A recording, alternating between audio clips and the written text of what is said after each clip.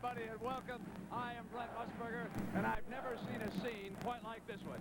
Yesterday at 3:30, outside the camera, the students began pitching their tents.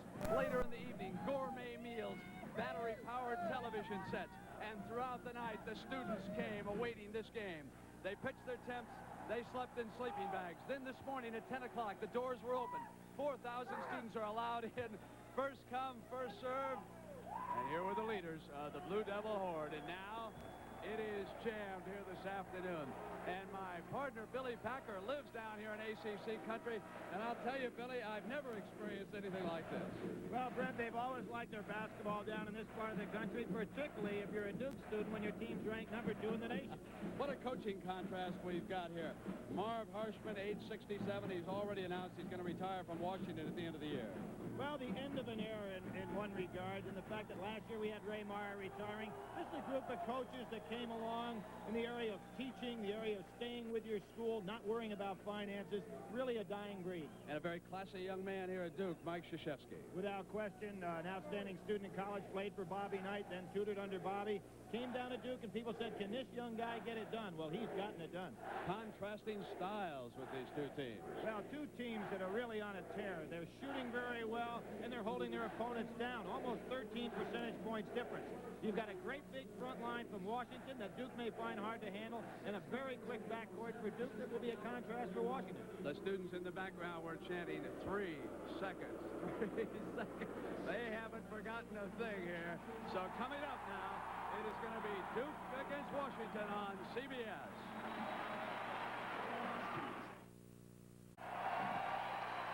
We are back in Durham, North Carolina, and here are our starting lineups and 2 men to watch.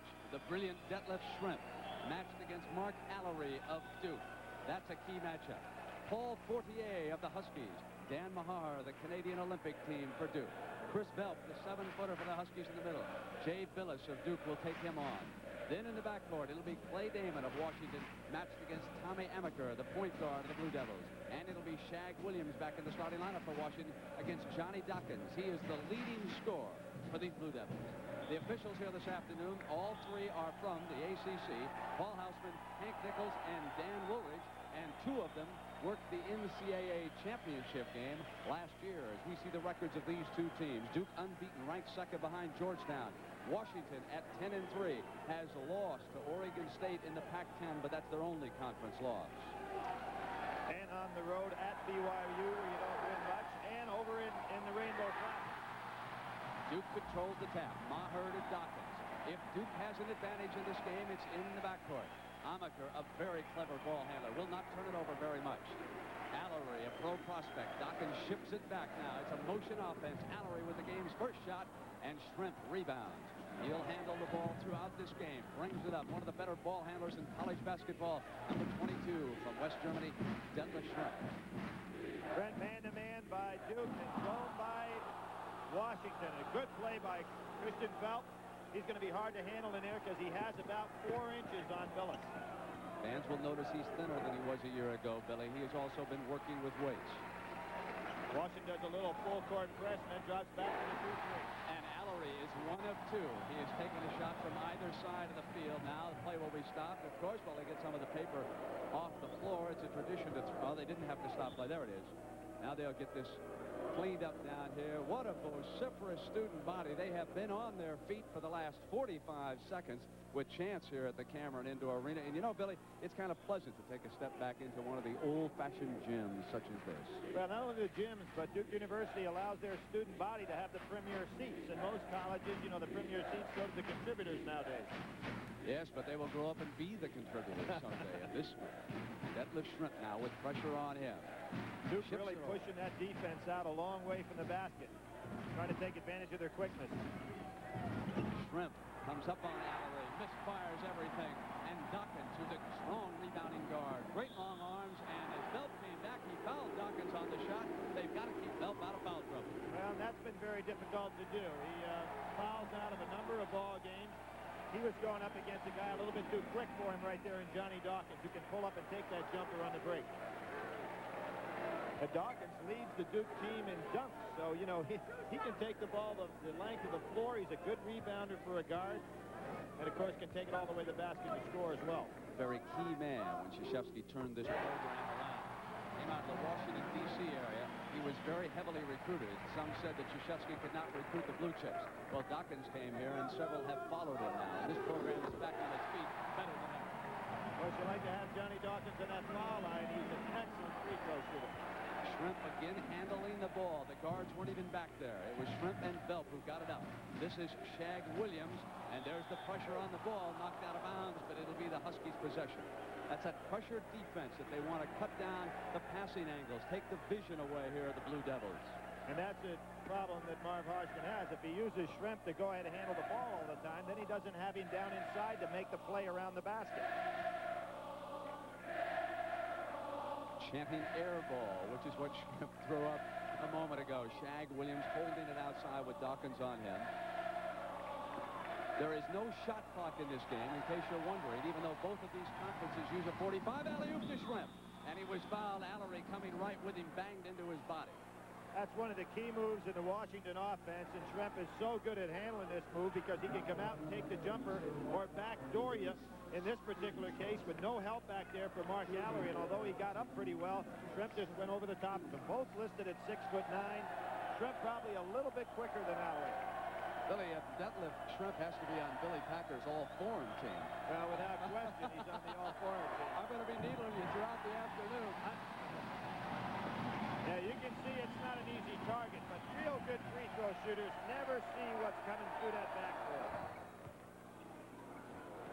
Good shot by Schrempf. He's shooting 78% from the free throw line, so he's got a total game. Averages almost 17 points a game and pulls down almost 8 rebounds. There are 8 scouts watching him perform. Dawkins is stuffed and gets it right back and ships to Allery's third shot of the game. Now, one of the things when you're playing in 2-3 zone against Duke, they have excellent perimeter shooting, and Allery and Dawkins particularly, but everybody on their club can make that 18-foot jump shot.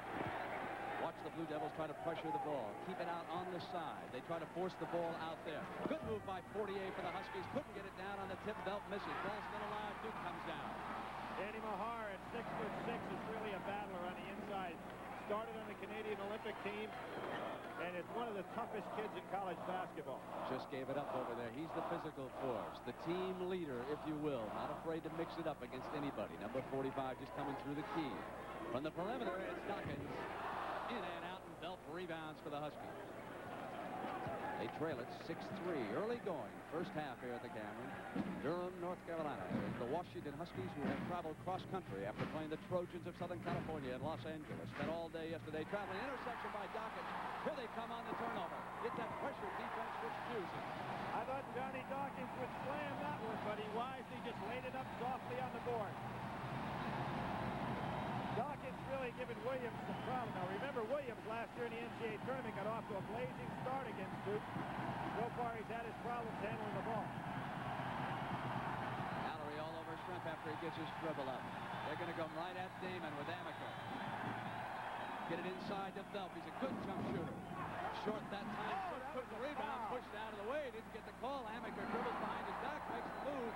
Comes inside to the Blue Devils. Without question, Amaker got away with a foul that time because Schrempf had excellent position for the rebound, just got pushed out of the way. 5-point Duke lead. They bring it back outside. It's Allery again. He really feels it now. Now, Marv Harshman will have confidence in that zone. He's going to call a timeout here, but as I said, Duke has tremendous perimeter shooting.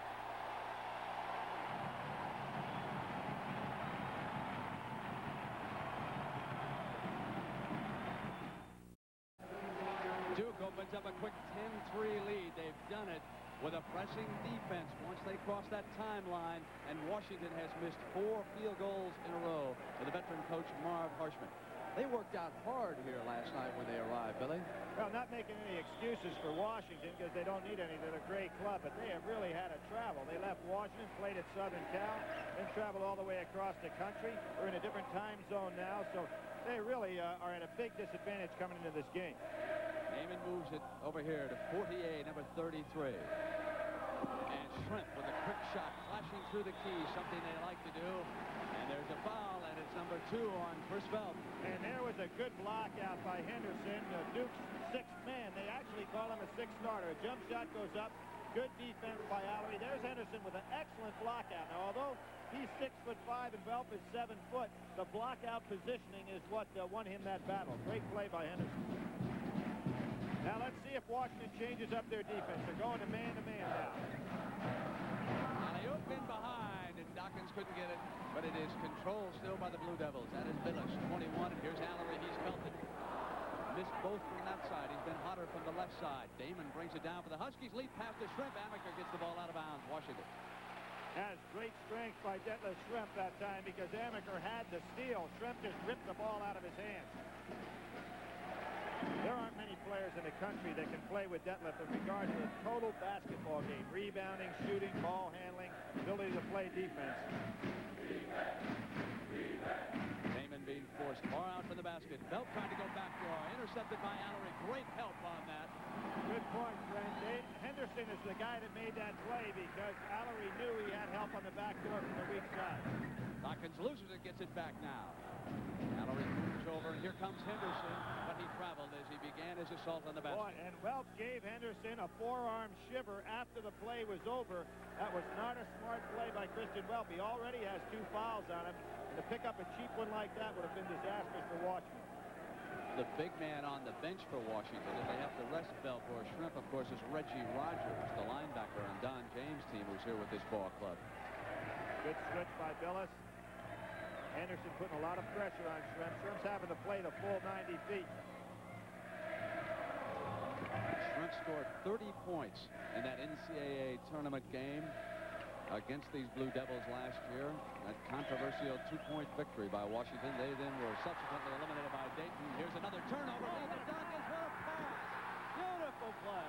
Johnny Amaker, assist leader on this Duke club, and he threaded the needle on that one. Let's see the call. Going to go against Henderson as Schrempf was trying to come up on it. Henderson stepping right under his way, and there's what I'm talking about for Schrempf. He's having to play the full 90 feet. That's almost too much to ask of any ball player. And Mike Krzyzewski shifted men. When he brought Henderson as 6-man, he said, you go. We'll take Allery off of him for a time. We'll send a fresh body at him, and we'll keep pushing. Now Mahar comes back in for the Blue Devils. And Allery will get a blow. And that allows that pressure defense to move out even further. Duke holding opponents down to 43% field goal shooting percentage, and you can see where it comes from. Just intense pressure on the ball. Frustrated. Damon outside, a good shooter. He misses. And it was Fortier cleaning up and a chance for a 3-pointer. That was better than making that shot to go ahead and throw a perfect lob. I mean, Damon intended to go ahead and have that shot go in, but it was a perfect pass. Billy, the Huskies are having so much difficulty handling this pressure defense. Marv has to consider just moving Schrempf back into the backcourt and going with 3 other men up front. Well, what Washington may have to do, Brent, without a clock being in this game, is not worry about going into their offense from so far away. Maybe just get the ball down to the top of the key and then start their offense all over again. Reminds me an awful lot of what Bobby Knight did to the foreign teams that played in the Olympics. He just pushed their offense out so far they couldn't operate. And, of course, Mike Krzyzewski, a guy that studied under Bobby for a long time, so he's using the same philosophy. Duke has turned it over. Clay Damon's going to have to do the job. He's going to have to get the offense started a little closer in. Good backdoor cut. Fortier's got it in position on Billis with a jump turnaround. Rattles out. Cleaning up. Didn't go down, but there's a foul. And it's going against Washington. Fortier on the rebound. He committed the personal. One of the things that Mike Krzyzewski has done in his entire coaching career, and maybe because he played at Army, played for Bobby Knight, didn't have a lot of height at Army, and then when he came down into his coaching career at Duke, he teaches blocking out as well as anybody in the country. So his team picks up a lot of fouls, guys coming over the back, because they get excellent position on the board. Called on the shot, and of course that's against Shag Williams, his first. Dawkins has a terrific vertical leap, so he gets up in the air, even though Williams has him by about 2 inches in size. Dawkins is an explosive leaper, can get that shot off against most people. Dawkins of course, was a guy that was an alternate on the Olympic team this past summer. Came right down to that final cut and stayed with the team all the way through L.A. He and Chuck Person down there in Auburn. Yeah, 13 minutes and 9 seconds, and there's a little bit of a confrontation over here. It took some concentration away from Dawkins. He thinks he's still got 2 shots, and he does. Now, what we have here is that the Washington player, Shag Williams, stepped in the lane after Dawkins had the ball from the referee. So the referee is saying that Dawkins still has 2 shots. See, Henderson took position on the court where normally he wouldn't be. Shag Williams tried to come in alongside and step in there. And Dawkins missed it anyway, so it's all evened up.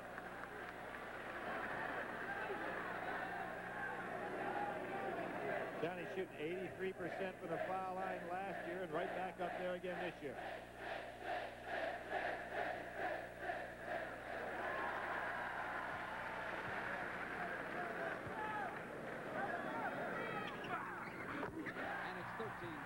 Duke. We have 13 minutes and 9 seconds to go here in the first half. We're live in Durham, North Carolina. Good jump switch by Mahar. Did he get enough help? Fortier just couldn't put the ball in. Yanked back down by Phyllis. Phyllis is a weightlifter, so you're not going to get that ball away from him very easily. Dawkins comes in. Pass back to Phyllis. Knocked loose out of bounds. Duke's ball. Nice play by Fortier. And now the young 7-footer for Duke will check in too. And this is Martin Nestle. 7'2", 255 right there. And he went at about 290 until he went on a weight loss program. Nestle is only a sophomore. This is an extremely young Duke team. And Reggie Rogers, the football player for the Huskies, checks in. He's 6'7". He'll go 230. His brother was a first-round draft choice and played with the Cleveland Browns this year. David Henderson hit his jumper, and he can light it up.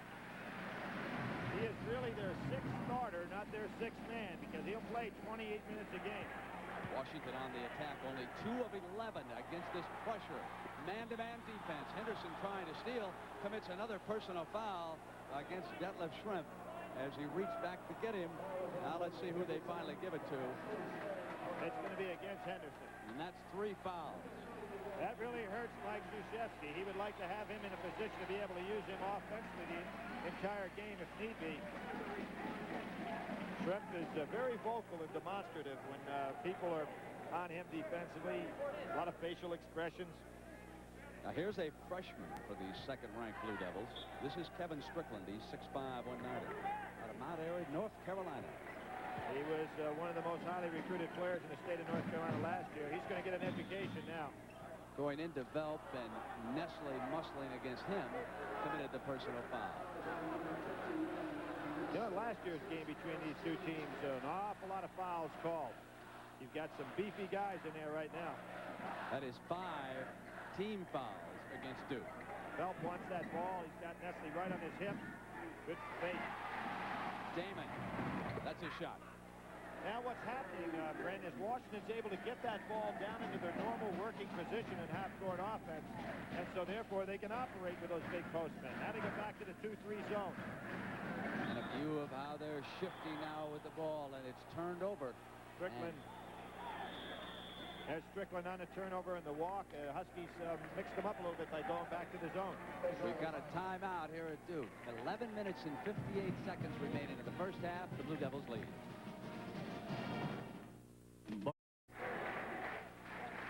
Two unbeaten Division I teams. Georgetown at 14-0. Duke ranked second, 11-0. One of the polls has SMU third. And, of course, tomorrow you'll see SMU in action against North Carolina. So there is Mike Krzyzewski and Knight when he was still bobbing. Knight was coaching up at West Point.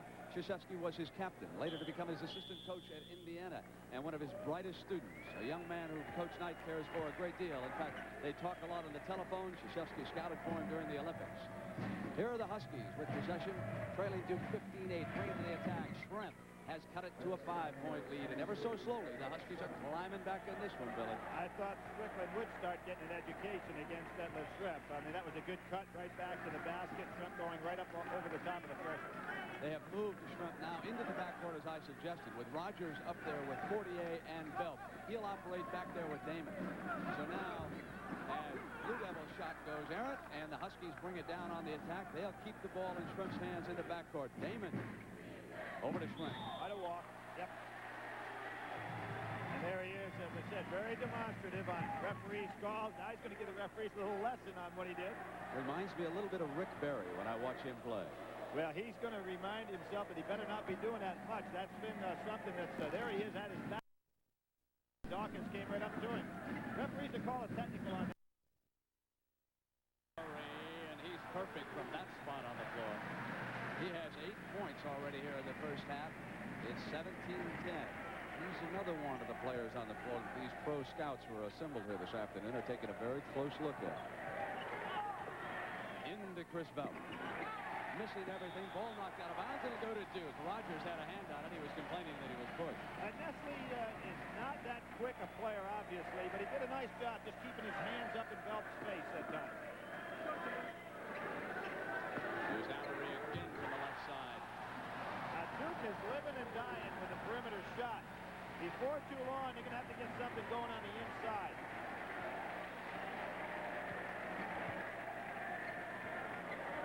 Rogers comes out. Allery with him, and here's Schrempf. Strickland is with Schrempf. Damon swings around, bringing Dawkins. Rogers got a move on Nestle. He was not that quick, and great help by Mahar. That's some shot. Clara Pella doesn't have to be here to ask where's the beef on that play. Mahar was right there on him, too. You know, what a confrontation. I think this fella is one of the most gifted, powerful athletes that I've seen in regard to being the combination football, basketball player. You figure that he's been working in a football setting all fall. Everybody knows that he's such an outstanding football player. It's a different type of muscle that you use, a different type of conditioning. And then to come out in basketball in such a short period of time and be able to have a fluid move like that is amazing. And here he is at the line with a three-pointer. Washington will make a substitution right now. They're going to send in Kevin Badano. He is a forward out of Los Angeles, a 6'5 sophomore. So Badano checks into the lineup, and Welp will take a break. That ought to help Duke a little bit about getting the ball on the inside, although Nestle is not a real scorer in there. They're just surrounding the 2-3 zone, looking for jump shots. Rogers rebounds. Damon hits Fortier. Good shooter. Nice touch. Stay down. Amaker tries to run it down off of Damon, out of bounds. Duke ball. There's where the quickness advantage to Duke University helped them. Tommy Amaker and Dawkins are lightning in the backcourt. Nestle goes out. Billis back in there. So talking about those football combinations, last year you had Epley and from Clemson that played, and you had Joe Howard from Notre Dame, but usually smaller fellas, maybe quarterbacks and wide receivers. None of that powerful man like Rogers is right there on the inside. Here's Schrempf. He was coming down the floor, forced out of the middle by Amaker and Dawkins, and again the ball is over here on the side where Duke has kept it much of this half. Now Schrempf, alley-oop, in a little too high on Fortier. Billis is out to Dawkins. Hit off Dawkins' foot. Tried to make the move, kept the ball out to the side, and went right off his foot. You know, so far Washington has turned the ball over 5 times, and Detlef Schrempf has 4 of those turnovers. Somewhat understandable in that he has been forced to handle the ball much of the way. He's got Dawkins on him now. I think the backdoor cut's going to be available on the lob for Detlef Schrempf. Rogers going for the rebound. Marr comes down with him. So they tie it up, and the possession goes to the Huskies.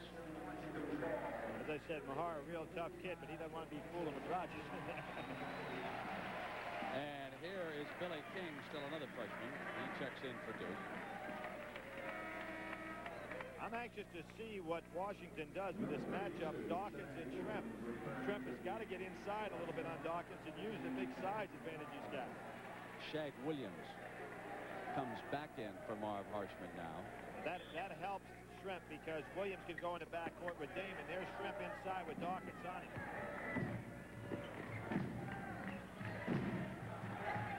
King is there on Williams. Good steal by Billis. That's the time left in the first half.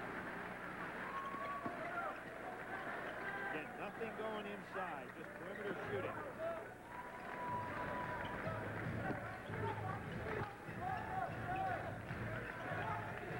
Dawkins from that perimeter. Got to be driving Marv Harshman crazy, Brent, when a team can go out there 18 feet and just keep shooting right over top of the zone. The points off turnovers, obviously Duke really taking advantage of their quickness. Damon. Nice. Pretty shot on the move. Damon's really a second guard. That's what really hurts Marv Harshman's ball club. They really would like to have him take over for Alvin Vaughn, who was their point guard last year, and that would release Schrempf to go inside.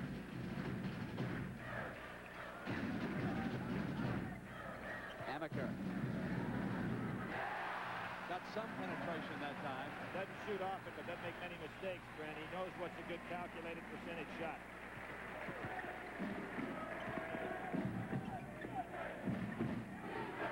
Get in behind, and they hit Rogers. And he plows into another player. Score it, and draws the foul. That's going to be on King trying to come over there. Other than it was an excellent call by the official, because Rogers was on his way up and had to have room to come down. Excellent job by Rogers. I think he likes to play against Duke. He had 3 dunks against them last year. There's a case you've got to give the offensive player an opportunity to come down when he's going up for that shot. King was not in place before Rogers left the ground. He did a job for Don James and the Huskies, too, in that Orange Bowl. They knew when they defeated Oklahoma. Thinking back to some more combination football, basketball players, you had Ron Kramer was a great one. And of course, from your school, Otto Graham made All-American in both sports. He wasn't too bad at those two. We'll be right back. Well, near the end of today's game, Billy and I will be selecting a Chevrolet, most valuable player of the game from each school, and Chevrolet will donate a $1,000 scholarship to the General Scholarship Fund of both Duke and Washington. And, of course, a reminder later today on Sports Saturday, that should be an excellent fight. Harry Arroyo, who is unbeaten, takes on Terrence Ali, who has won his last 12 fights. And, of course, Pat and John are also going to take a look at the Super Bowl. That coming up next week between San Francisco and Miami. Here in Durham, it is the Duke Blue Devils leading 23-18 over the traveling Washington Huskies, but the Huskies have to be very pleased. They're still in this game, even though they've hit only 7 of 19, or 36% from the floor. And as Billy Packer has told you, the Blue Devils cannot get the ball inside on this offense. It's been a perimeter shooting team so far. Washington comes out at a man-to-man. They get it into Allery that time, through the foul. Yep, Schrempf on the foul, just tried to hand check. Washington came out changing the 2-3 defense into their man-to-man defense. They sit down pretty well for a team that's got as much size as they have. He frequently does get into foul trouble, and of course you can imagine the difficulties that causes Marv Harshman. He is simply a brilliant player, one of the finest in the country. He attended 1 year of high school out in the state of Washington before he was recruited by the Huskies. And Christian Welp came off a club team across the ocean. You know, Billy, I must say to you, in some way, I think we're all foreigners, partner. Well, I agree that we're all foreigners. That position about the NCAA, playing in the NCAA, though, is one that I think is really going to be looked into closely. That was Jay Billis who cleaned up and put that in, and it's 26-18. Fortier handles the ball well. He really likes to play on the perimeter as opposed to inside. Again, they haven't taken advantage of Dawkins and Schrempf. Schrempf's got so much size on him in there. Look at him pull the trigger that time. Good punch. Billis yanks it down with that newfound strength because of the weight program. Amaker, the point guard, brings it down. The Huskies sit up and they can shoot outside again. Now there's a case of Amaker pulling up and taking a shot. There's no clock in the game today. Duke's got to be a little bit more patient with the ball. You start getting it inside some. You cannot constantly use the perimeter game as your only offense. Allery committing his second personal foul over the limit. So the Huskies will come up here and shoot at 6:34. And there is Coach K. You know how to spell his name, Billy? No, I don't know how to spell it. As a matter of fact, I've said this before. I haven't figured out how it's become Krzyzewski when it starts with K-R. And you pronounce it S-H-O. I haven't figured it out yet.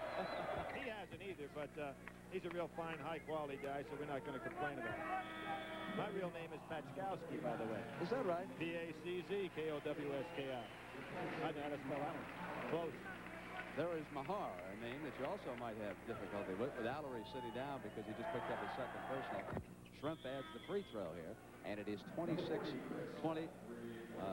6-point lead. Big Chris Welp checks in. That's a nice piece of substitution by Marv Harshman because he had to take Welp out. He realized that, his legs may go in the second half here with all this traveling they've done. So he comes back with his team just six down, gets a chance to rest him and keep him out of foul trouble. Dawkins. Used his body well. Little side saddle jump shot. He now has 11, so it has been Dawkins and Allery who have carried the offensive load here for the Blue Devils. This is Damon for the Huskies, working against Amaker. 48 getting it into Welp, makes a move and misses the basket, but taps it back into the left hand. Welp's very smooth. A lot of the big guys, the foreign athletes, the bigger players seem to have good foot coordination. A lot of people say that that's due to the bunch of soccer they played over there. Billis shooting outside, rebounded by Dawkins, and the backcourt scoring difference adds 2 more for the Blue Devils. And Rogers picks up a foul, pushing off on the inside. Real good jump shooting technique by all the Duke players. A big bounce comes right back to Johnny Dawkins. He puts it up. There's Rogers pushing off on the inside. Billy Marv is going to try another freshman guard now. He has just sent David Wilson out of San Francisco into the game. Now, Marv is one of those fellas, and coming from that school, believes the freshmen ought to be sitting over there and be on that bench. The best thing about him is they eventually become sophomores, so he doesn't want him to have to play in this ball game too much against Duke's freshmen. Back to the 2-3 zone.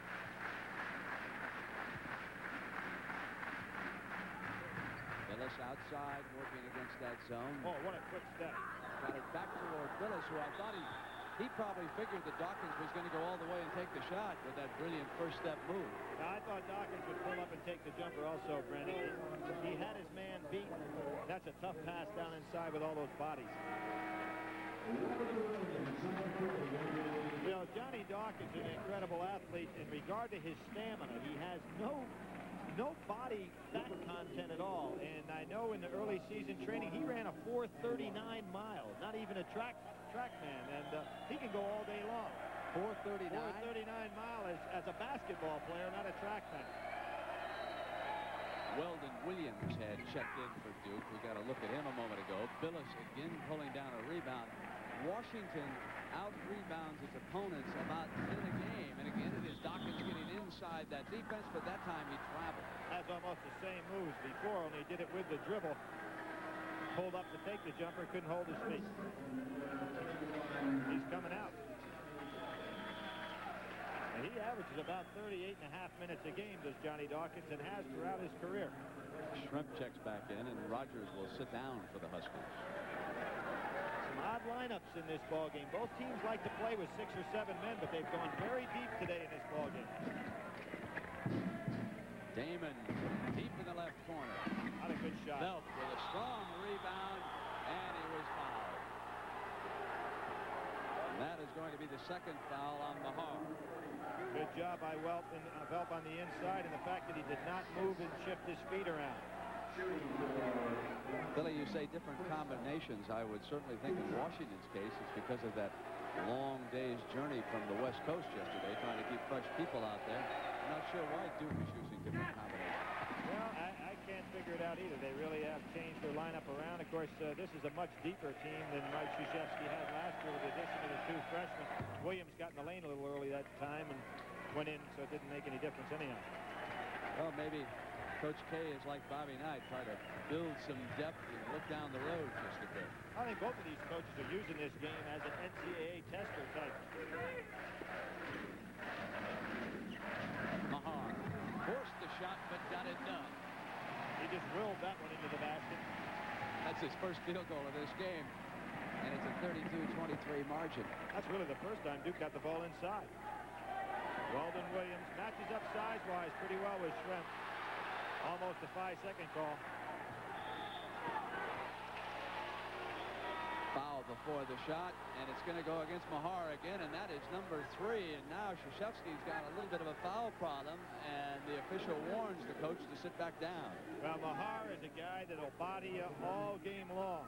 With 3 officials on the court, the official away from the ball really goes after a guy like Danny Mahar, and if they're going to call it tight, he can get himself in some serious foul trouble. He's going to stay in, though. Kevin Strickland is going to sit down, and Dawkins will operate with Amaker in the back to the starting lineup, and you've got 4:22 to go. Mike Krzyzewski comes back with his original starting lineup. And despite all the substitutions, Brent, when I look out there, Washington is back with their original starting lineup. So maybe they'll finish out the half with the guys that started. Fortier out-hustles Duke and runs down the missed free throw.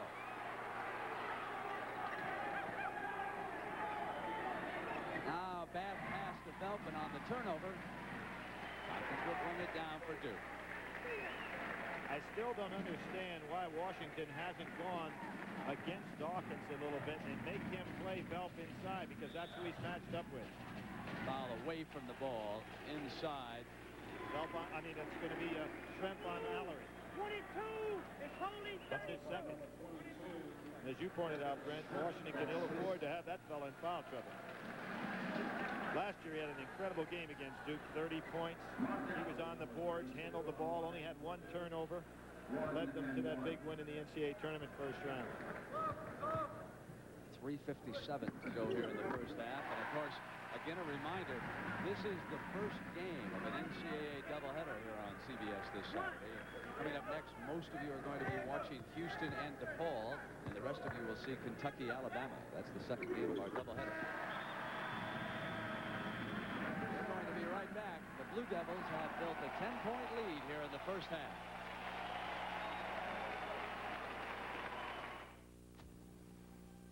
At American Airlines, we hold the light of freedom sacred.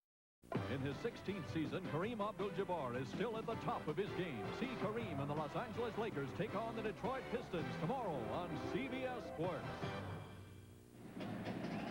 That's tomorrow's NBA action. Starting at high noon, it's the Lakers and the Pistons. If the Lakers play as well against the Pistons as they did against the Jazz, you think Chuck Daly will get up and leave the way that Coach Layton did the other night? Well, I heard about that. Frank, one of the funniest guys in the NBA. I was so happy for him last year when he was voted Coach of the Year. He's been a real gentleman in basketball for a long time. Finally got his due. Chuck Daly was an assistant here under Vic Bubas when he was in the collegiate ranks getting started. Very successful years during that era. Fortier gives it to Damon. Huskies trailing, trying to get back in this. Velp comes out. They go to pretty play with Fortier. That was a clinic. There's a triangle on the offense. Just run to perfection. And there's where Marv Harshman, not many guys can teach the game of basketball any better than he can. And that was just absolute perfect execution.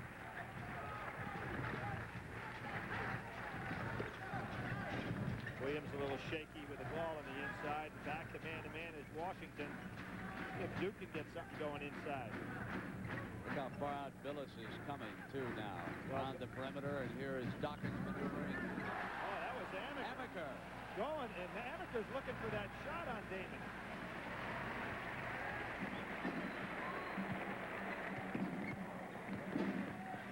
Again, let's see them attack with the 3 men and the triangle on the inside. Schrempf is so good at turning and facing that basket. He's got good passing angles from there. Tough to handle.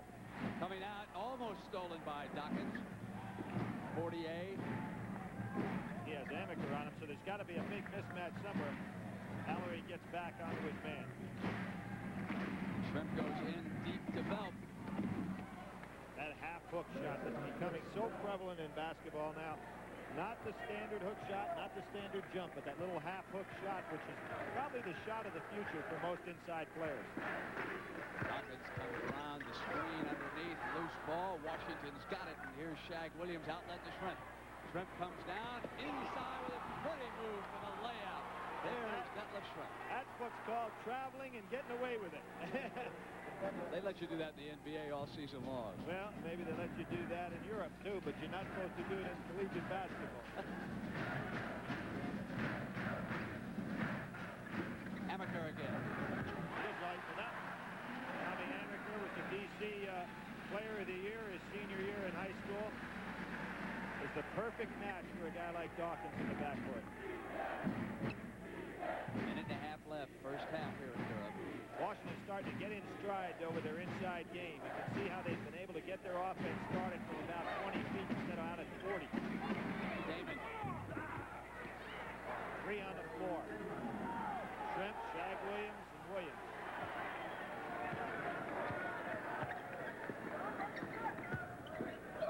Mallory coming in. Offensive foul is the call against Mark, and that's his third personal. Good call. 48 playing excellent defense. And Allery goes by Welp. But here's 48 waiting on him in there. Allery charged on in. 48 already had position with his feet. Serious foul trouble, and in the game last year when these two teams played, Duke really got into foul trouble. Two players fouling out. Might be that massive height differential there, Brent, and it just has a lot of reaching fouls taking place, a lot of pressure.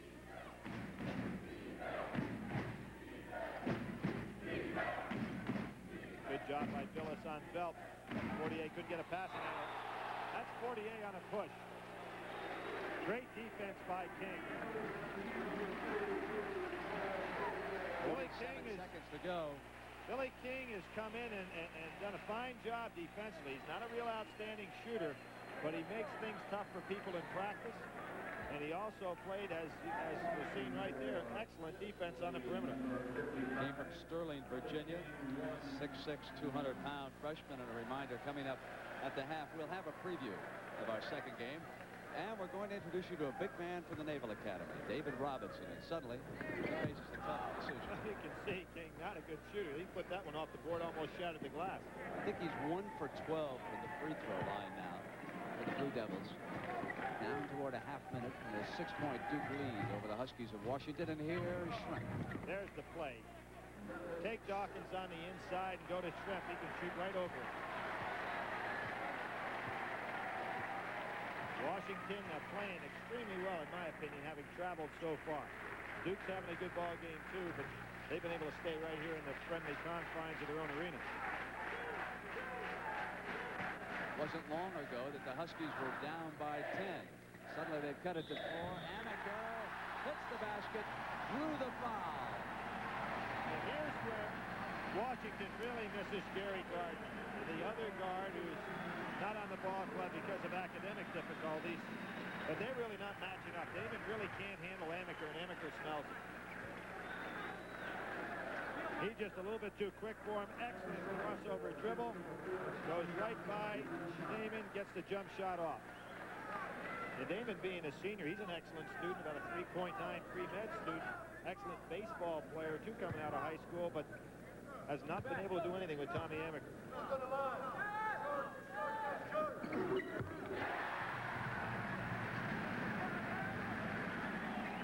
Working against the clock, Washington turns it over.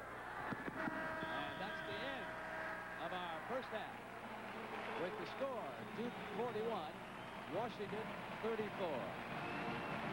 CBS Sports coverage of NCAA basketball will continue after this commercial and a word from your local station.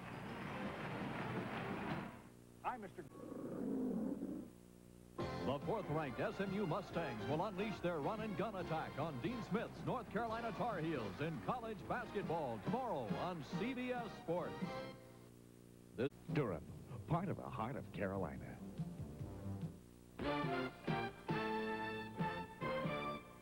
Our score at halftime now, Duke 41, Washington 34. Hi again, everybody. I'm Pat O'Brien. A great lineup of events coming later today here on CBS. To bring you up to date, let's check in first with Gary Bender and Doug Collins. Thank you, Pat. This is a pivotal game for DePaul. They have split their last 6, and Doug, in the early going, Tyrone Corbin has carried the Blue Demons. Gary's leading them in scoring and rebounding, give him excellent leadership. On the other hand, Alvin Franklin, scoring well, has not had a turnover in his last 3 ball games. It's the veteran Guy Lewis going against the first-year coach Joey Meyer. What do the two coaches think about this game? We know in this game, if we don't get murdered on the boards, we got a chance to stay in the game. But our weakness is DePaul's strength, and that's board work. We have to play with a sense of confidence that we haven't shown in our last 2 games, and we better get up and down the floor because they really run the basketball. The Blue Demons are tough here. They've won 33 straight at the Rosemont Horizon. Some of you will see Kentucky at Alabama from Tuscaloosa. Let's go now to Frank Gleber and James Brown. Key Southeast Conference matchup here at Memorial Coliseum, and James, Kentucky's a team really turned its season around. Well, you know, Frank, Coach Joe B. Hall has had to coach through an awful lot of adversity. Not only did he lose 4 starters and 5 lettermen from a team that went to the NCAA Final Four last year, but he's also had to contend with a rash of preseason injuries. Fortunately for him, a superb player by the name of Kenny Skywalker has stepped forward and led the team in superb fashion. Well, they lost 4 of their first 5 games, but have turned it around, won 7 in a row, including 3 in the conference. What about Alabama? Well, you know, Coach Wimp Sanderson hasn't had as tough a road to hoe. He's got premier front court players in Bobby Lee Hurt and Buck Johnson. But what's been most impressive to Coach Sanderson is the improving play of his young backcourt. Critical game for Alabama. You don't want to lose at home in this conference, and they've lost once already. Now let's move along to Tim Ryan in Atlantic City. Frank, later today we'll have the IBF World Lightweight Championship with unbeaten Harry Arroyo from Youngstown, Ohio, defending his title against the highly rated Terrence Ali from Georgetown, Guyana, now living in Brooklyn, New York. And it should be an exciting bout. The champion Arroyo, while unbeaten and convinced he'll be a winner, is not predicting a knockout. He knows he's in against a tough opponent. No, not at all.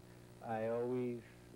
Naval Academy's big man on campus when our NCAA halftime activities continue after these messages.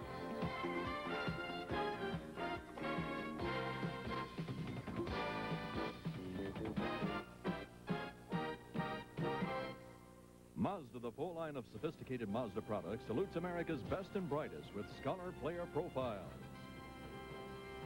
Oregon State's Darrell Flowers' commitment to excellence begins in the classroom. He works hard to meet the challenges provided by his studies.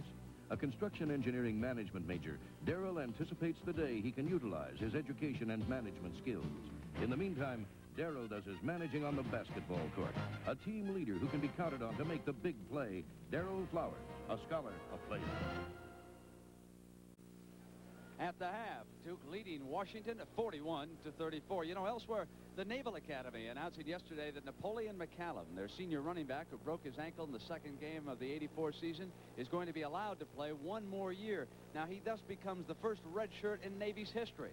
And while he's happy to be staying at Navy, there's a basketball player who is debating whether to leave the academy.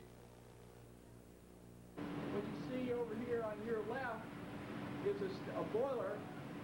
What takes place in there? At Annapolis, he stands out. At 6'11", David Robinson is the tallest midshipman in Navy history. He came here with his mind fixed on an engineering career, but now his heart may also be set on pro basketball. I came to the Naval Academy basically for the academics. I thought the program was really strong and had a good reputation for putting out fine people and giving them a bright future when they get out of here. Robinson's future is getting brighter by the game. He's grown 4 inches the last 2 years, eclipsing the Academy's 6'8" height restriction for incoming freshmen. He's averaging 25 points, and he's a pro prospect. But if he stays at Navy, there's a 5-year military commitment after graduation. That 5 years really, it twists things a lot. I don't know. I think it'd be hard for anyone, any athlete, to wait 5 years. Roger Staubach is one midshipman who faced a similar decision and bridged both careers. But he was one of the greatest quarterbacks the game has ever known. And Roger knows that times have changed. I think the money it adds to the pressure. Again, you've kind of got to look at other areas. I think if you finish the Naval Academy and in your service time, that you can be successful in business or what have you. Robinson loves the Academy, its traditions, its people. He wants a degree from here more than anything except perhaps a shot at the pros. But to do that, he'd have to avoid that 5-year commitment transfer before his junior year begins. Sitting around thinking about playing pros and thinking about making, what, $200,000, $300,000 a year, it's going to make anybody stop and think and say, wow, maybe I should transfer. One thing is certain. Whether this B-plus student elects to transfer or stay, the decision is his alone. But the big man is confident he'll make the right choice. Whatever decision I make, you know, I think I'll be happy with it, and I won't have any regrets. I just see myself being successful. The sportsmanship and just, it makes me proud to be at this place. But then playing basketball for money, it's just the ideal thing for me. But I don't know what's going to happen in the next 2 years. 6'11" is excellent for basketball, but it's a disadvantage in the Navy. David Robinson cannot qualify for submarine duty. We'll come back with the second half. It's Duke and Washington on CBS in just a moment. WTVD 11, Durham, Raleigh, Fayetteville. Huskies and the Duke Blue Devils, sponsored by Chevrolet, who invite you to see, drive, and live today's Chevrolet. Lowenbrow, when it's time for the taste of a truly great beer, let it be Lowenbrow. And by Kentucky Fried Chicken. We do chicken right.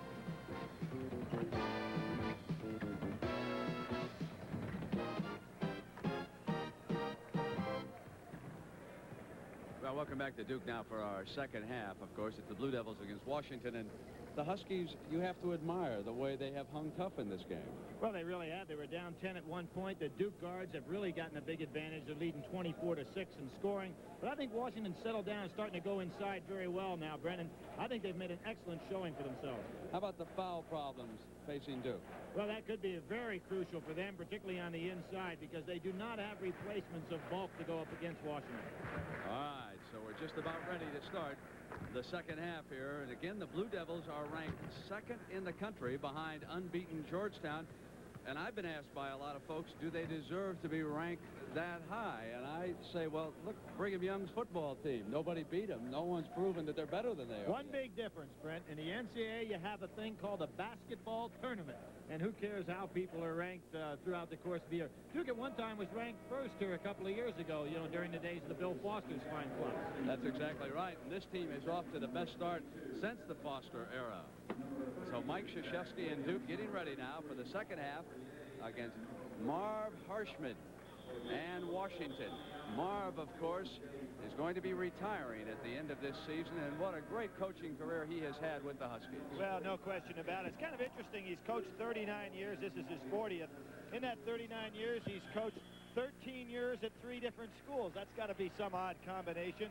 Been successful every place he's ever been, and certainly one of the quality gentlemen that's ever been in the game of basketball. We enjoyed talking to him before the game. I enjoyed that halftime piece that was put together on him last week, and I think he did too. He said he taped it at home. That's one thing that the guys of that era have caught up with, in the fact that every college coach today tapes every game that's played. A lot of high tech. I think someday they'll all say, in my contract, and you can see the foul trouble we alluded to, in my contract, the coach will say, I want a satellite dish on my rooftop. I want to see it all. The Eddie Suttons and the Jim Valvanos are TV sickos. You know, they watch them on in through the night. Mahar takes the first shot for Duke. Rebound by Schrempf. The brilliant All-America out of West Germany, and he brings it to the attack. Again, it's Dawkins on Schrempf. I think Mike Krzyzewski's saying, until they're going to attack us inside with Schrempf, we're going to stick with that combination. Here it is, Billy, and goes to that turnaround, but the ball wouldn't fall, but Welp has got it on the ricochet. Out to net. Smart play by Welp to throw that back out. He almost was tempted to throw up a hook.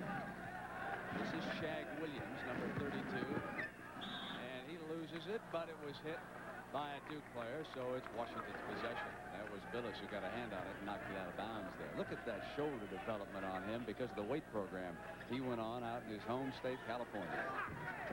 Williams missing. Welp can't control, but the Huskies do. It's Damon outside. You know, Duke's ranked number 2 in the nation, but they are even with their opponents in rebounding, which is very unusual. There's the hook that Welp was looking for before. And very wisely, he waited until he was in a little better position to take it. That's 9 points now for Welp. Somebody over there in Germany knows how to teach that hook, because you have Uwe Blatt knows how to use it, and Welp certainly has a nice hook. Opening for Amaker. And he goes to it. Missing. Schrempf with the rebound. 5-point difference right now. Schrempf gets it inside to Fortier. A pretty pass. He took his time. He was very patient. Didn't rush anything for the Huskies. They're right back in it, trailing just by 3 points here in the early going of the second half from Durham, North Carolina. Help on Allery, but Allery not guarding him. Dawkins moves him in the pocket. Booth is living and dying, as I said, on that perimeter shot. Oh, another pass to 48 on the other side, and that Duke defense is not there right now. And Coach Krzyzewski says, wait a minute, we want to talk about this, as the Huskies have pulled to within a point. And we'll be right back. In his 16th season, Kareem Abdul-Jabbar is still at the top of his game. See Kareem and the Los Angeles Lakers take on the Detroit Pistons tomorrow on CBS Sports. We are in the heart of basketball country, and tomorrow Billy and I will be over at Greensboro to bring you the Tar Heels of North Carolina with one defeat against the one-beaten SMU Mustangs. I guess you could say the Mustangs' only blemish, they were shamanaded. Well, that took place for Virginia, then Louisville 2 times in a row, and SMU. But I don't think that game ever would have ended until Chaminade got that jump shot off. Look at that here as we start this second half. Washington aggressive man-to-man. David Henderson has checked in for Coach K. Washington trying to attack the ball right now. Schrempf is on Henderson. Boy, Schrempf Allery's free. 48 fell down, and they go to the basket. That was just unfortunate. 48 did trip over the feet of Allery, leaving Allery wide open. Schrempf really showed me some good man-to-man defense there on Henderson. Allery has to look at that. Providence beating Syracuse 43-37. Nothing's going to be an upset this year in the Big East. They have good depth in that league and a lot of pressure. Phelps gets it in low, came up and drew the foul. That's Allery's fourth or Henderson's fourth, either way they want to do it. It's Allery. That's a big, big play. And again, when you go inside, you pick up an awful lot of fouls. Now, one of the things that's been amazing to me about Duke this year is they've held opponents down to 41% free throw shooting. Here you can see Allery going up. Good call. He did come down. An excellent pump fake by Welp. But they've held their opponents to 41%. And they've created an awful lot of turnovers, and yet they have not committed many fouls. In this particular game, it's starting to catch up with them. The bigger, more powerful Washington teams get the ball inside, put them in a hole. And Billy, we go back to what you pointed out several times in the first half. Duke, against this taller, stronger front line, has been unable to get the ball inside to their big men. They have been a perimeter shooting team here today, and right now they lead by just a point. Frequently, when you live by the jump shot, you'll also die by it. Now, here's something that I'm not surprised. There's no clock in this game. Duke has a big advantage in a spread offense, a four-corner type offense. Try to spread Washington out, sit on the ball a little while. Therefore, you won't get in any foul trouble because you've got the ball, you sit on it, and they're going a little four corners looking for an easy backdoor cut or a one-on-one move to the basket. And if you're Washington, you're a little tired, so you might as well let them do that. Don't go chase them right away. There's a lot of time left in this game. You're in striking distance, so it makes no sense to frantically go out and chase you. So both teams play a little cat and mouse here. We're now in the NCAA tournament. You know, there'll be no clock in the tournament, and this is the kind of stuff you'll see. Duke wanted to take a little time off the clock to reserve their foul trouble, and Washington ought to sit right back and not aggressively chase so they can rest a little bit. Dawkins looking for a possible opening here. I think what we'll see is Dawkins won't care if he ever scores again. You know, you've got 15 minutes to go on this clock. They'll stay with this type of concept down to about 8. Washington just has to be patient. Marv Hartman standing up on the sideline saying, don't make anything foolish. You imagine the reaction of this student body here in Durham if Washington slowed it and Henderson has turned it over. Now, that's the problem if you're Duke. Are you going to try to score if it's there? It's like a coach saying, don't take any shots except a good one. Well, you know, who determines whether it's good or not? Henderson tried to go ahead and make a move. There was nothing there. You with the Blue Devil defense, and if Washington can hit here, they'll move ahead. But on the steal, it is Henderson. And it's 3-on-1. He's got Dawkins ahead of him. Didn't get it to him fast enough. Oh, it cleans up. Misses the shot. Schrempf to the rebound. And again, Washington can take the lead. He had Fortier open, breaking in front of him, but Schrempf brings it down himself, and the Huskies lead. That was a wise play by Schrempf. He not only has the physical tools, that's a good mental play, because although Fortier was open, you don't want to make a dumb play just one down. You know, you want to get the best shot you can.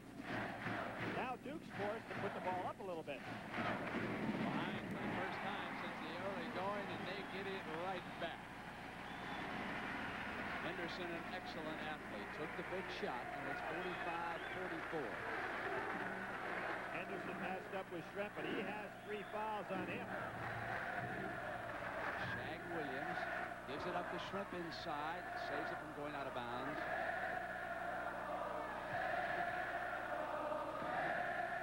Now Washington being patient. Schrempf has good soft hands, doesn't he? He catches that ball so nicely. Fortier missing, gets it back. Good job by Shag to the glass. And there was a foul on Chris Welp. He came up over Billis. There's that blocking out again. Good job by Billis. And this was an excellent job by Washington. They got the good shot. I mean, you can't ask for a better shot than Fortier had right here. Just wouldn't go, and Welp picks up his 3rd. Good call. Amaker bringing it down with the Devils up by a point. 45-44 and 14 minutes to go in the second half of Durham. This the first of an NCAA doubleheader on CBS. Henderson coming up hot. Schrempf couldn't get it off. Forced the shot. That's a great turnover. Great no call by the official. Oh, Schrempf loses it. I think he hurt his ankle. He hurt his ankle. Hurt. He sure did. You can see his ankle turn on this play. Now, Detlef Schrempf has been bothered by an Achilles tendon problem. Then, night before last in USC, he was telling me here earlier that he also injured his hip. So he came in here a bit sore, and we can see that it is the ankle that he twisted down there, and the trainer rushes to his assistance. Yeah. Now, what happened, and this happens so often in basketball, he stepped on Tommy Amaker's foot. Amaker's foot came out from underneath him, and of course, at that point, your ankle twists. You don't have a solid surface. You'll see right here. Watch him. He'll step right on Tommy, right there. See, he steps right on his toe, and there goes the twist as Amaker's foot comes out. Great piece of camera work, guys. I think he's a tough kid, and we'll see him back in here. And Schrempf, who has been the target of these fans, now gets a nice ovation. So they can also turn around and be extremely kind down here in Durham, too, which is certainly good to see, because you hate to see anybody injured, especially a player as magnificent as Detlef Schrempf. Well, you want to see him keep moving. You go over there and sit down on that bench, and in basketball, it starts to swell up on you. So I wouldn't be a bit surprised if he can move at all to see Marv Harshman getting back in there shortly. Now, Reggie Rogers, number 35, is on the floor. 13:38 to go, and Schrempf leads with the Huskies trailing by a point, 45-44. Schrempf in the top 10 of every offensive category in Pac-10 basketball. The steal by Dawkins, and here he comes.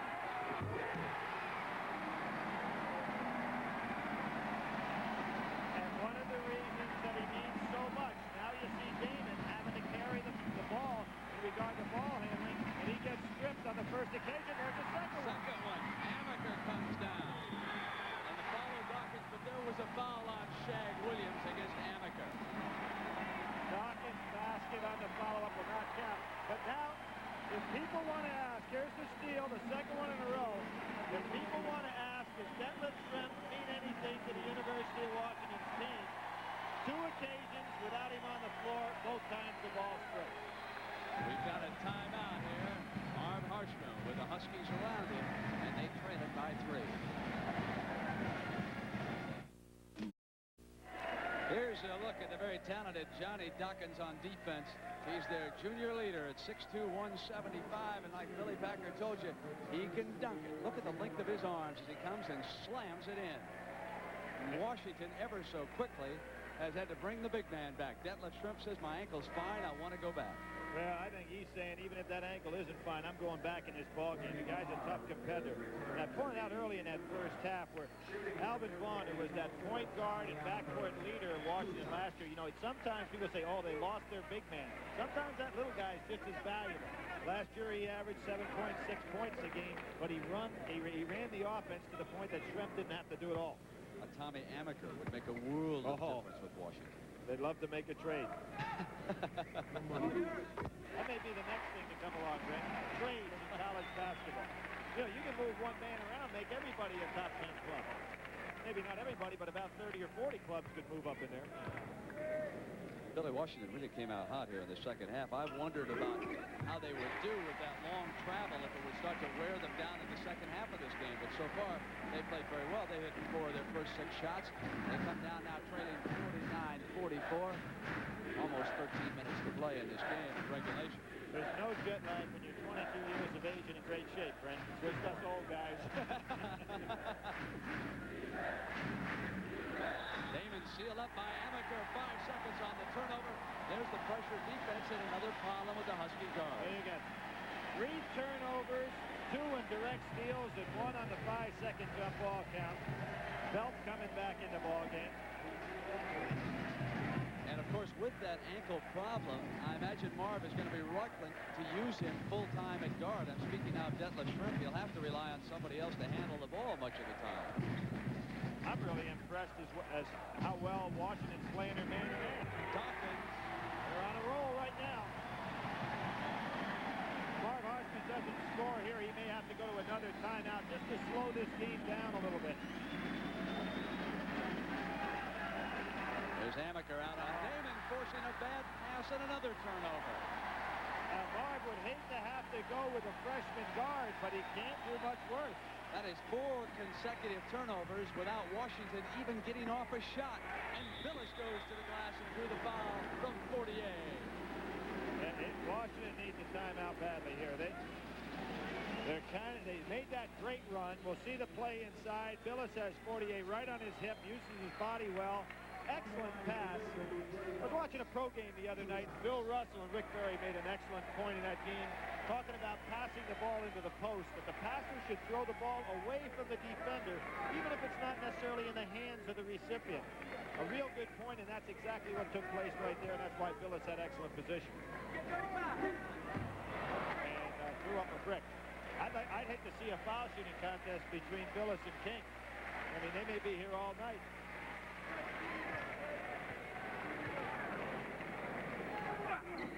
He is shooting 65%, strip that one.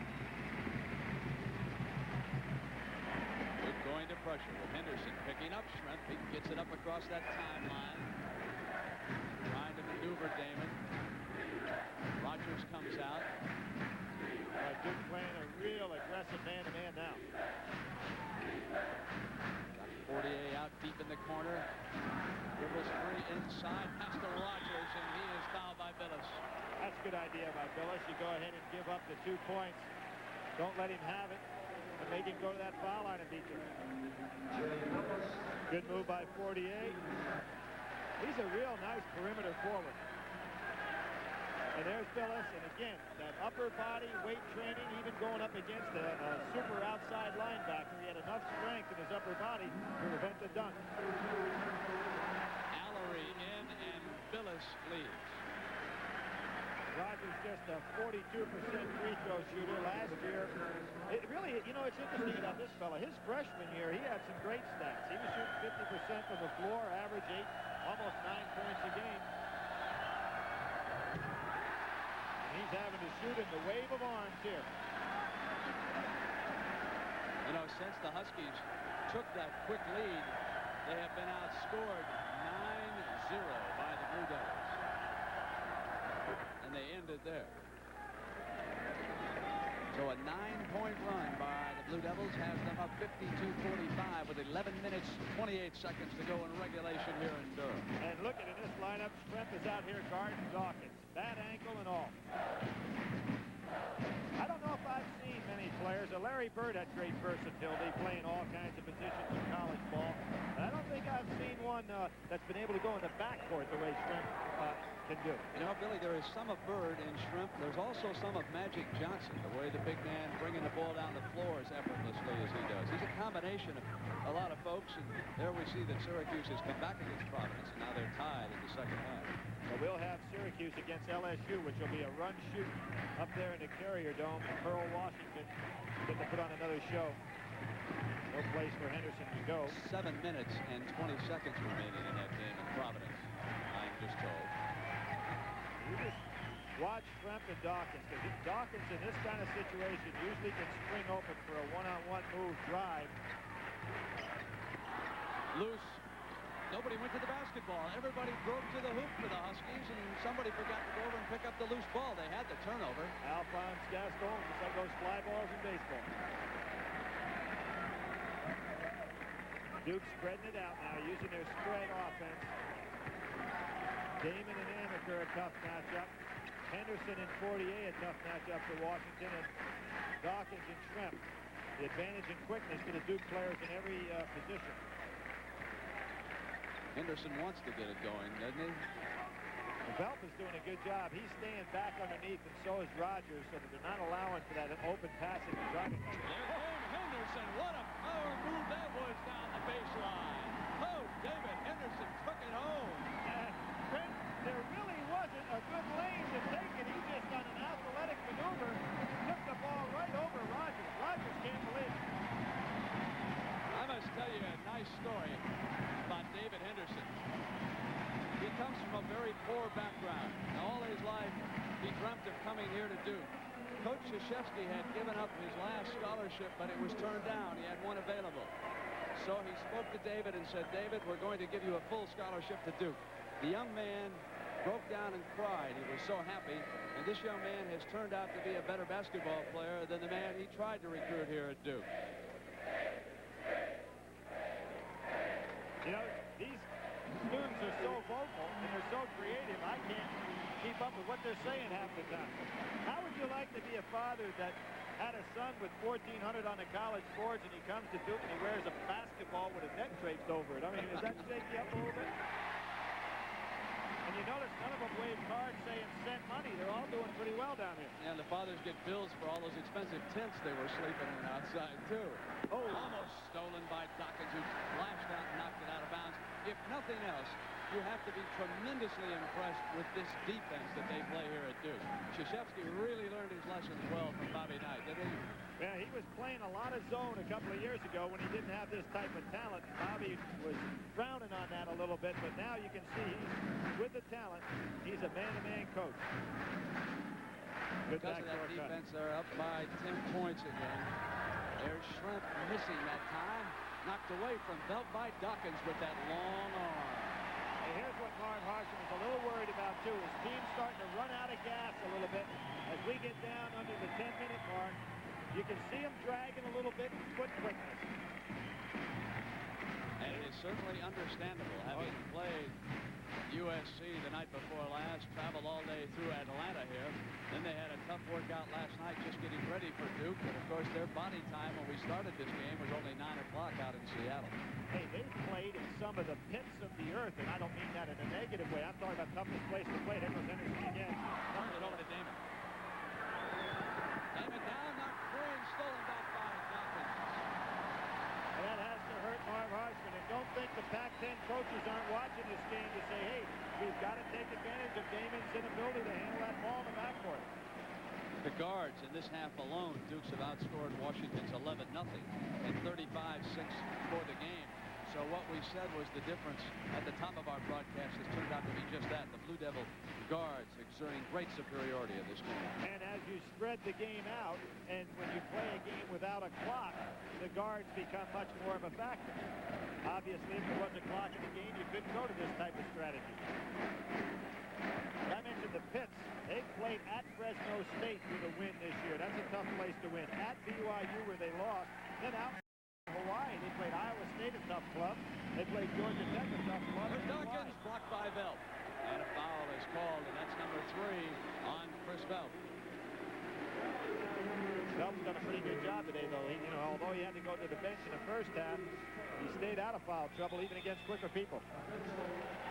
Syracuse has taken a lead, and CBS Sports coverage of NCAA basketball will continue after these messages from your local stations. This is Tomorrow afternoon here on CBS, we'll be in Greensboro, and it'll be the SMU SMU Mustangs. Big John Koncak, Billy. John Koncak has had incredible stats against every key big man in college basketball. Improved every year. Carolina with one of the best point guards in America, Kenny Smith. Kenny Smith, a brilliant ball player. Leads that team in every respect. He's gotten smarter as he has had that year of experience last year. Just a premier backcourt man. 2:30 Eastern time here on CBS. We go just down the road to Greensboro to bring you that action tomorrow. And you know, Brent, some more Bob Knight influence in the fact that here you have today Mike Krzyzewski leading his Duke team, and Dave Bliss was an assistant under Bob Knight also, and he'll be leading that SMU club. He did a great job at Oklahoma, and now he has the Ponies playing super basketball. Marv Harshman is going to try number 34, Troy Morrill, in his backcourt. He's a freshman, has seen very little playing time, but obviously he's trying to find someone who can handle the ball and not commit turnovers here. Trailing by 10 at 7:41, so he goes to a fresh athlete. I think a nice move by Marv Harshman. Even though this is going to, there's a 5-second count. Great job by Welp. I think this is a kind of a learning experience here. You know, you take your team on the road like this, tough places to play. The object is to win the NCAA tournament in the Pac-10. He's going to find out if this freshman's ready. Hart took that blow to his face, but he's fine down there matched against Welp. Switches on Schrempf on the double team, and they get it into 48. Nice play, and again, Schrempf realizing they had to get back to the offense, didn't take a bad shot. And here comes Amaker, and he's fouled, but he got around his man. And that was key. He got a step on Morrill, who was trailing him all the way. Well, this would be a real good test, almost like a practice situation for Morrill. Phillips returns, and Mahar sits down for the Blue Devils. I don't think Duke is going to go into a complete delay game, but down at 7:06, you can expect them to keep this thing spread out, try to get some backdoor cuts, and use that big advantage and quickness to go to the basket. You know, really, Duke has not had an inside game at all in this basketball game today. And they're shooting great percentage and getting it primarily from the perimeter. You talk about their front line has averaged this year over 64% field goal shooting percentage, and most of it's been outside.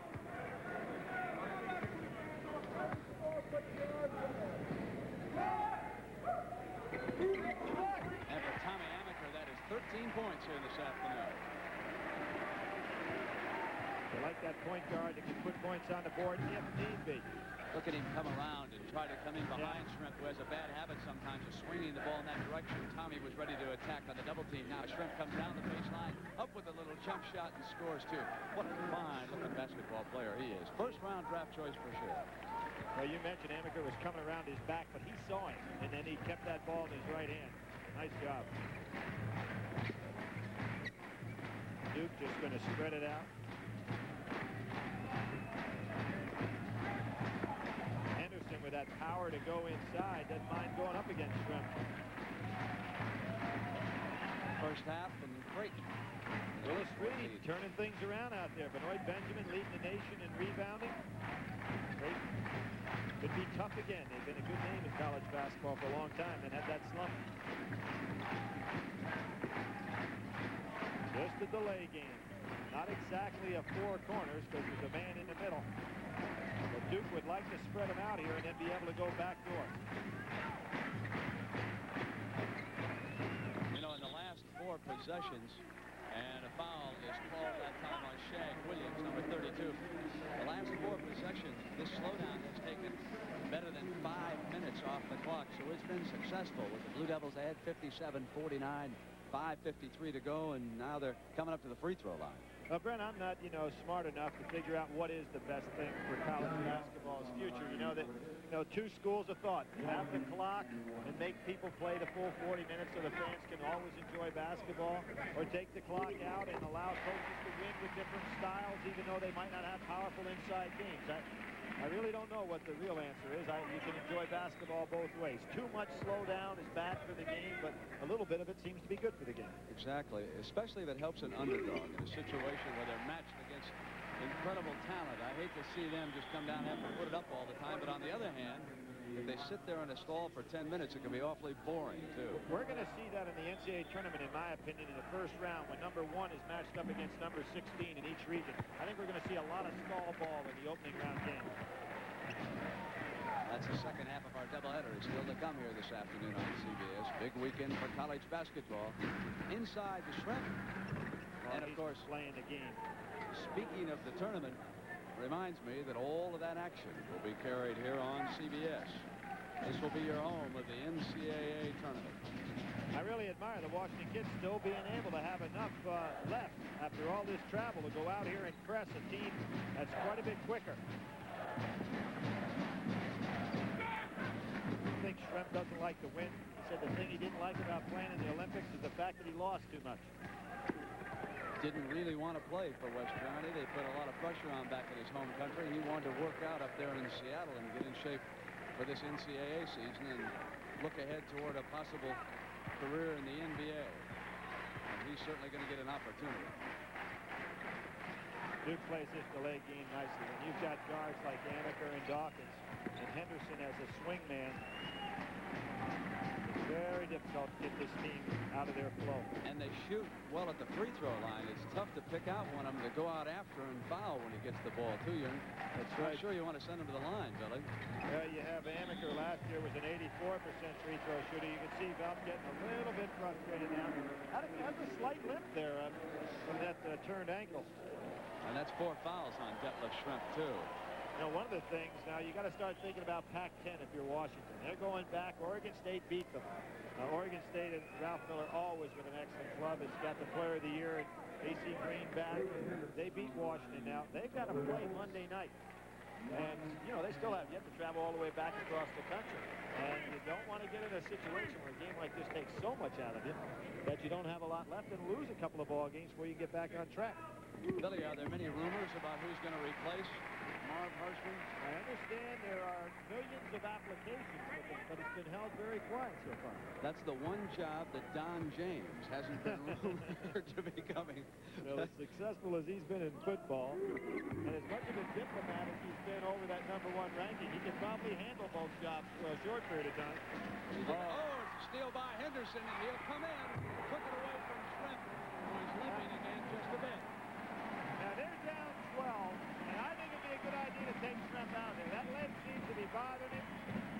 You don't want to throw a game away, but you sure don't want to throw a season away. Greg Williams.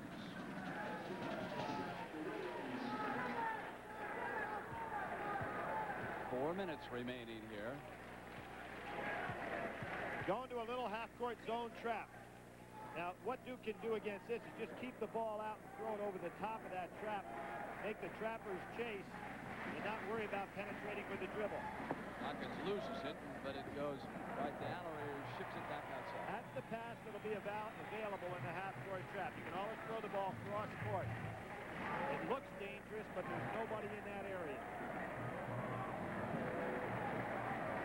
It's awful tough to go ahead and chase a team in a half-court trap when there's no clock, because they're not forced to throw it inside. Henderson again. Rebound by Phyllis, and he's fouled as he comes up. That'll be Welp coming across. That'll be his 4th.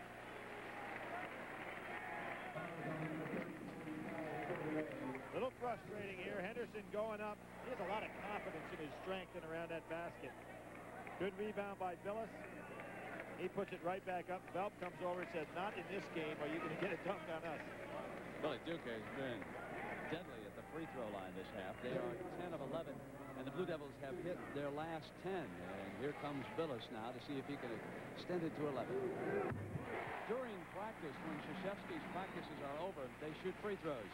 And at any time that they miss 2 in a row, they have to run up and down the court until they finish that drill. It puts a lot of pressure on them to hit the free throws. And, of course, so many teams lose games that they should win, but they just can't hit the free throws.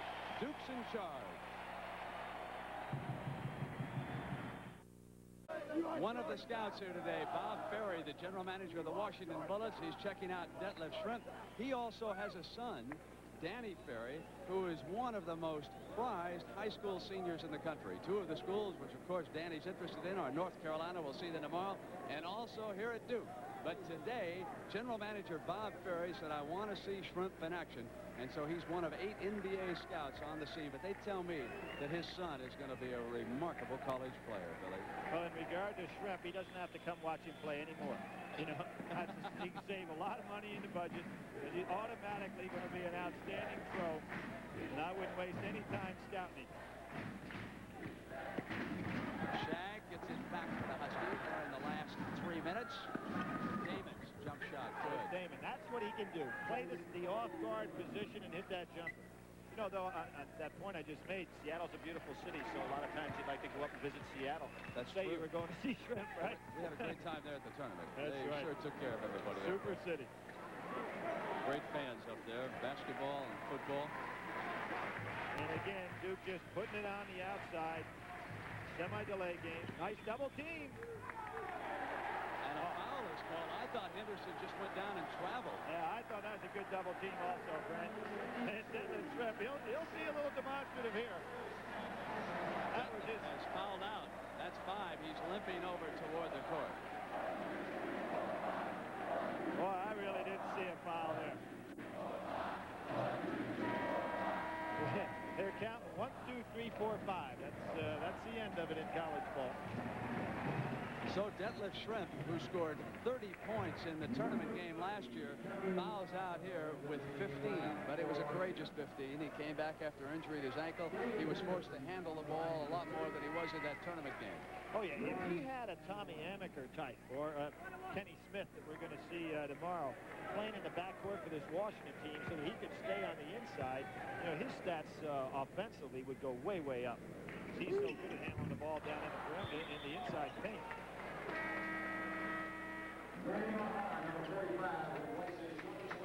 As Mahar checks back in, and that was the second personal on Jay Billis.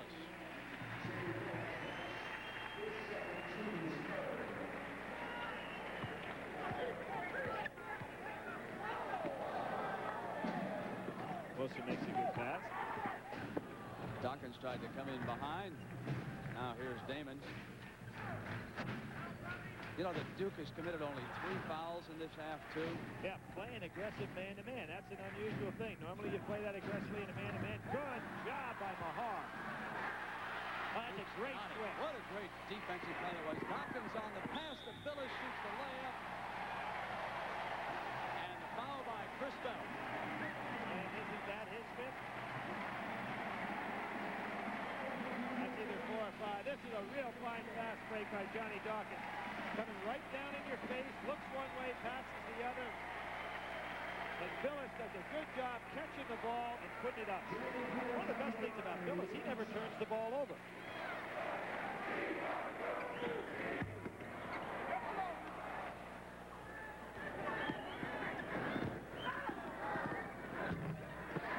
And Mahar with the rebound off the miss. And there is a final score.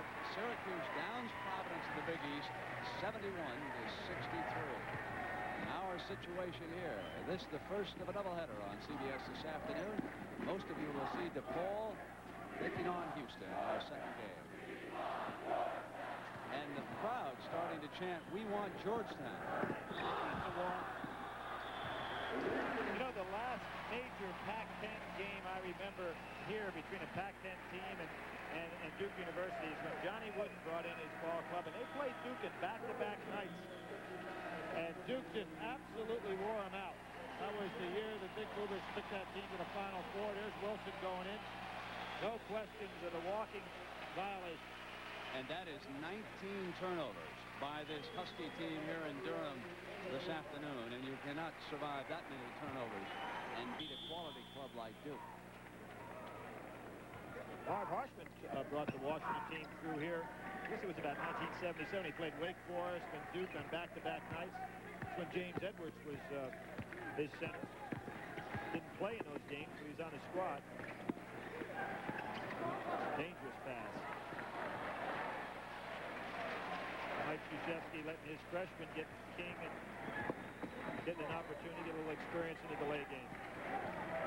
King and Strickland is Two top freshmen, both out on the floor now. You don't want to pick up your dribble out as Johnny Dawkins did.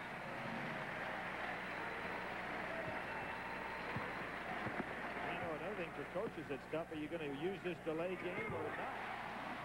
Mark Allery with a turnaround. 17 points for Allery, who has played superbly here this afternoon. Portier coming in, and King fouled him.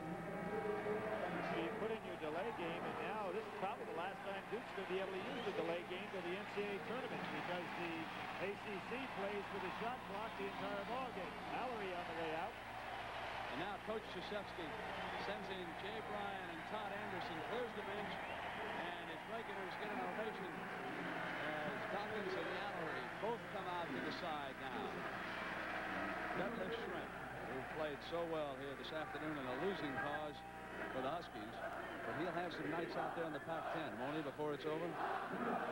They were selected to be the champs of the preseason champs of the Pac-10. They still have a good shot at that. Oregon State's going to give them a run, I'm sure. The Arizona clubs are both improving. Duke was picked as a consensus team to win the ACC. And there are going to be a lot of minutes played before they accomplish that feat. There's a lot of good clubs there also. You know, Billy, Duke does not have the dominating center, the big presence underneath. But they play so well with their pressure defense, good perimeter shooters, excellent guards, well-coached club. I'm telling how far this team can go. Well, I think back at the Louisville club with Darrell Griffin that won in Indianapolis, they did not really have a dominating center, but they coordinated well together and had good overall size and played good man-to-man defense. When you get into the tournament, guards are so important. Now, our Chevrolet most valuable players of this game are Detlef Schrempf of Washington and guard Tommy Amaker of Duke. And so a check in the amount of $1,000 will be donated by Chevrolet to each college's general scholarship fund to further assist qualified students in all chosen academic fields. Oh, what a goal by Wilson! The freshman. He could become one of their presences by the time they get into the NCAA tournament down the road in March. He went to the same high school as Paul Fortier. And Fortier's an interesting story, too. You know, he signed with San Francisco. And then when they dropped basketball, he was able to move on out of there and go to Washington. San Francisco, of course, now has reinstated basketball, so I don't think he'll be transferring back. I believe he likes it up there with Mark. Our guard scoring right now indicates that Duke had 43 points, Washington but 12, Amaker 13, Dawkins 19, Henderson 11, and of course there was the injured ankle of Detlef Schrempf with some ice packed around it. He twisted it. In fact, it almost went completely over, as we showed in that replay. Well, Brent, we said at the top of the show, big difference in these two teams. One, the guard play of Duke, the other, the inside power of Washington. Which one would get control of the game? It has been the story of the Duke guards. Williams bringing it down for the Blue Devils with time running out, and he charged into Washington. Weldon Williams is out of the Chicago area. Didn't get a lot of playing time prior to this year, and probably will be limited in playing time as the season goes on. Looking at the ice packed around the ankle reminds me that frequently with an ankle injury, you are more bothered a day or two after you sustain it than the afternoon, such as the case here. And when they go back all the way to the west and have to play, that could be bothering him for a time. Well, what I think about, Brent, is the airplane ride. You know, where you can't get around and move it, and you can't keep that leg elevated. Duke remains unbeaten here this afternoon. No basket on the dunk. Game was over.